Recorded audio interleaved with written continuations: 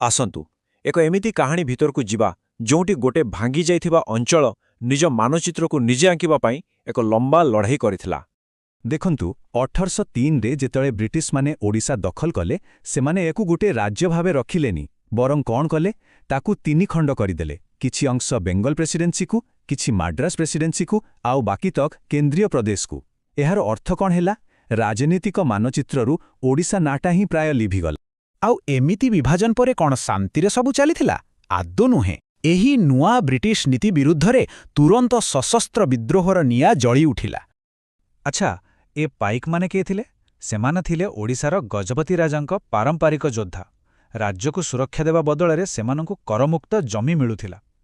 କିନ୍ତୁ ବ୍ରିଟିଶମାନେ ଆସି ସବୁକିଛି ଓଲଟପାଲଟ କରିଦେଲେ। ନୂଆ ଭୂରାଜସ୍ୱ ନିୟମ ଆଣିଲେ, ସେତେବେଳେ ଚାଲୁଥିବା କଉଡ଼ିକୁ ବନ୍ଦ କରିଦେଲେ, ଆଉ ତାଙ୍କ ଜମି ଉପରେ ଏତେ ଟ୍ୟାକ୍ସ ବସେଇଲେ ଯେ ସେମାନଙ୍କ ଜୀବନ ଜୀବିକା ପୂରାପୂରି ଛାରଖାର ହୋଇଗଲା। ଆଉ ଏଇ ପ୍ରତିରୋଧର ପ୍ରଥମ ସ୍ପୁଲିଂ ଥିଲେ ଜୟୀ ରାଜଗୁରୁ। ତାଙ୍କୁ ହିଁ ପ୍ରଥମ ଶହୀଦ ବୋଲି କୁହାଯାଏ। ସେ ଔପନିବେଶିକ ଶାସନ ବିରୁଦ୍ଧରେ ପ୍ରତିବାଦର ଏକ ଜ୍ୱଳନ୍ତ ପ୍ରତୀକ ଥିଲେ। ଖୋର୍ଦ୍ଧା ରାଜାଙ୍କୁ ବଞ୍ଚେଇବାକୁ ଯାଇ ସେ ବ୍ରିଟିଶଙ୍କ ସହ ଲଢ଼ିଥିଲେ ଆଉ ଶେଷରେ ମେଦିନୀପୁରରେ ତାଙ୍କୁ ଅତି ନିର୍ମମ ଭାବରେ ହତ୍ୟା କରାଗଲା।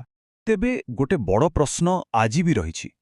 ବକ୍ସି ଜଗବନ୍ଧୁଙ୍କ ନେତୃତ୍ୱରେ ହୋଇଥିବା ଏଇ 1817ର ପାଇକ ବିଦ୍ରୋହ, ଏହାର ବ୍ୟାପକତାକୁ ଦେଖିଲେ ଏହାକୁ କ'ଣ ଭାରତର ପ୍ରଥମ ସ୍ୱାଧୀନତା ସଂଗ୍ରାମ କୁହାଯାଇପାରିବ? ଏହି ବିତର୍କ ଆଜି ବି ଚାଲିଛି, ଆଉ ଓଡ଼ିଶା ସରକାର ବାରମ୍ବାର ଏହି ଦାବି କରିଆସୁଛନ୍ତି। ତେବେ ଗୋଟେ କଥା ସ୍ପଷ୍ଟ, ଏ ଯେଉଁ ସଶସ୍ତ୍ର ପ୍ରତିରୋଧ, ଏହା କୌଣସି ଗୋଟିଏ ଘଟଣାରେ ସୀମିତ ନଥିଲା। ଏହା ପୁରା ଊନବିଂଶ ଶତାବ୍ଦୀ ଧରି ଚାଲିଥିଲା। ଦେଖନ୍ତୁ, ଖୋର୍ଦ୍ଧାରୁ ଆରମ୍ଭ କରି ସମ୍ବଲପୁର ପର୍ଯ୍ୟନ୍ତ ଅଲଗା ଅଲଗା ସମୟରେ ଅଲଗା ଅଲଗା ନେତାଙ୍କ ନେତୃତ୍ୱରେ ଏହି ବିଦ୍ରୋହର ନିଆଁ ଜଳୁଥିଲା। କିନ୍ତୁ ତାପରେ ଲଢ଼େଇର ଢଙ୍ଗ ବଦଳିଗଲା। ଖଣ୍ଡାର ସ୍ଥାନ ନେଲା କଲମ। ସାମରିକ ସଂଘର୍ଷ ପରିବର୍ତ୍ତେ ଏକ ସାଂସ୍କୃତିକ ଓ ବୌଦ୍ଧିକ ଜାଗରଣ ଆରମ୍ଭ ହେଲା। ଲଢ଼େଇର ମାଧ୍ୟମ ବଦଳିଲା, ହେଲେ ଲକ୍ଷ୍ୟ ସେଇ ଗୋଟିଏ ହିଁ ଥିଲା। ଆଉ ଏହି ପରିବର୍ତ୍ତନ ପଛରେ ଥିଲା ଏକ ବଡ଼ ଦୁର୍ଘଟଣା, 9 ଅଙ୍କ ଦୁର୍ଭିକ୍ଷ। ଏହା ଏତେ ଭୟଙ୍କର ଥିଲା, ବ୍ରିଟିଶ ପ୍ରଶାସନର ଚରମ ଅବହେଳା, ବର୍ଷା ଅଭାବ ଆଉ ଖାଦ୍ୟଶସ୍ୟ ରପ୍ତାନି ଏସବୁ ମିଶି ଓଡ଼ିଶାର ପ୍ରାୟ 1/3 ଲୋକଙ୍କ ଜୀବନ ନେଇଗଲା। ଏହା ଏକ ବିନାଶକାରୀ ମୋଡ଼ ଥିଲା। କିନ୍ତୁ ଜାଣନ୍ତି, ଏହି ମହାବିପତ୍ତି ଭିତରୁ ହିଁ ଏକ ନୂଆ ଜାଗରଣ ସୃଷ୍ଟି ହେଲା।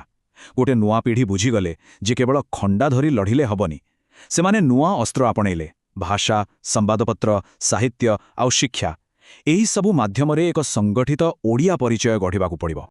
ତ ଏଇ ଯେଉଁ ସାଂସ୍କୃତିକ ଜାଗରଣ ହେଲା, ତାକୁ ଏକ ରାଜନୈତିକ ଆନ୍ଦୋଳନର ରୂପ ଦେବା ନିହାତି ଜରୁରୀ ଥିଲା। କିନ୍ତୁ କେମିତି? ଲକ୍ଷ୍ୟ ଏକଦମ ସ୍ପଷ୍ଟ ଥିଲା। ଯେତେ ବି ଓଡ଼ିଆ ଭାଷାଭାଷୀ ଅଞ୍ଚଳ ଅଲଗା ଅଲଗା ପ୍ରେସିଡେନ୍ସିରେ ଭାଗ ଭାଗ ହୋଇ ରହିଛି, ସେସବୁକୁ ଗୋଟିଏ ପ୍ରଶାସନ ତଳକୁ ଆଣିବାକୁ ପଡ଼ିବ। ଏହା ହିଁ ଥିଲା ଆଗାମୀ ଲଢ଼େଇର ମୂଳଦୁଆ। ଆଉ ଏହି ଆନ୍ଦୋଳନକୁ ସଠିକ୍ ଦିଶା ଦେଲେ ଉତ୍କଳ ଗୌରବ ମଧୁସୂଦନ ଦାସ। ତାଙ୍କ ନେତୃତ୍ୱରେ ଗଠନ ହେଲା ଉତ୍କଳ ସମ୍ମିଳନୀ। ଜାଣନ୍ତି, ଏହା କେବଳ ଗୋଟେ ସଂଗଠନ ନଥିଲା। ଏହା ସାରା ଓଡ଼ିଆ ଜାତିର ଆଶା ଆଉ ସ୍ୱପ୍ନର ପ୍ରତୀକ ଥିଲା, ଯାହା ସ୍ୱତନ୍ତ୍ର ପ୍ରଦେଶ ଗଠନର ଦାବିକୁ ଦୃଢ଼ ଭାବରେ ସାମ୍ନାକୁ ଆଣି। ଏହି ଚିତ୍ରଟିକୁ ଦେଖିଲେ ପୁରା ସମସ୍ୟାଟା ସ୍ପଷ୍ଟ ହୋଇଯିବ। ଦେଖନ୍ତୁ, ଓଡ଼ିଆ ଲୋକେ ନିଜ ମାଟିରେ ସଂଖ୍ୟାଗରିଷ୍ଠ ଥିଲେ, କିନ୍ତୁ 3ଟି ବଡ଼ ବଡ଼ ପ୍ରଦେଶରେ ସେମାନଙ୍କୁ ସଂଖ୍ୟାଲଘୁ କରିଦିଆଯାଇଥିଲା। ଏହାର ଫଳ କ'ଣ ହେଲା? ସେମାନଙ୍କ କଥା, ସେମାନଙ୍କ ଦାବି କେହି ଶୁଣୁନଥିଲେ। ଆଚ୍ଛା, ଏତେ ବର୍ଷର ସଂଗ୍ରାମ ପରେ ଶେଷରେ ସଫଳତା ମିଳିଲା କେମିତି? କ'ଣ ହେଲା ଯେ ବ୍ରିଟିଶ ସରକାର ଏହି ଦାବିକୁ ମାନିବାକୁ ବାଧ୍ୟ ହେଲେ? ଏହାର ଶେଷ ପର୍ଯ୍ୟାୟ ଟିକେ ଜଟିଳ ଥିଲା, କିନ୍ତୁ ମୁଖ୍ୟତଃ 4ଟି ସୋପାନରେ ଏହା ସମ୍ଭବ ହେଲା। ପ୍ରଥମେ ସାଇମନ କମିଶନ ଓଡ଼ିଆଙ୍କ ଦାବିକୁ ସମର୍ଥନ କଲେ। ଏହା ଏକ ବଡ଼ କଥା ଥିଲା। ତାପରେ ଓଡୋନେଲ କମିଟି ଗଠନ ହେଲା, ଯିଏ ନୂଆ ପ୍ରଦେଶର ସୀମା ନିର୍ଦ୍ଧାରଣ କଲା। ଏହାପରେ 1935ର ଭାରତ ସରକାର ଅଧିନିୟମରେ ଏହାକୁ ଆଇନଗତ ମାନ୍ୟତା ମିଳିଲା। ଆଉ ଶେଷରେ ସେହି ବହୁ ପ୍ରତୀକ୍ଷିତ ଦିନ ଆସିଲା। ଆଉ ସେହି ଐତିହାସିକ ଦିନ ଥିଲା 1 ଏପ୍ରିଲ 1936। ଏହି ଦିନ ଭାଷାକୁ ଭିତ୍ତି କରି ବ୍ରିଟିଶ ଭାରତରେ ପ୍ରଥମ ପ୍ରଦେଶ ଭାବେ ଓଡ଼ିଶାର ଜନ୍ମ ହେଲା।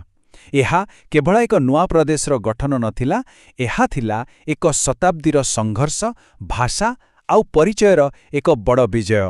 ଏହି ପୂରା କାହାଣୀ ଆମକୁ ଗୋଟିଏ କଥା ଭାବିବାକୁ ବାଧ୍ୟ କରେ। ଯେତେବେଳେ ଗୋଟେ ଜାତି ଗୋଟେ ମାନଚିତ୍ର ଉପରେ ଟଣା ହୋଇଥିବା ଗାର ପାଇଁ ଶତାବ୍ଦୀରୁ ଅଧିକ ସମୟ ଲଢ଼େ, ସେହି ଗାରଟି ପ୍ରକୃତରେ କ'ଣ? କେବଳ ଏକ ଭୌଗୋଳିକ ସୀମା? ନା ଏହା ପଛରେ ଥାଏ ପରିଚୟ, ସଂସ୍କୃତି, ଭାଷା ଆଉ ଆତ୍ମସମ୍ମାନର ଏକ ଲମ୍ବା ଲଢ଼େଇ?